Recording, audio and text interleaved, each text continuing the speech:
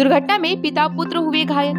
जलपाईगुड़ी जिले के मंडलघाट ग्राम पंचायत के अंतर्गत ईटा भट्टा शनि मंदिर से सटे क्षेत्र में एक पिता और पुत्र दुर्घटना की चपेट में आ गए। Every drop of water counts. SBM Gold's water tank is the most sustainable and durable water storage solution available. Our hashtag असली commitment.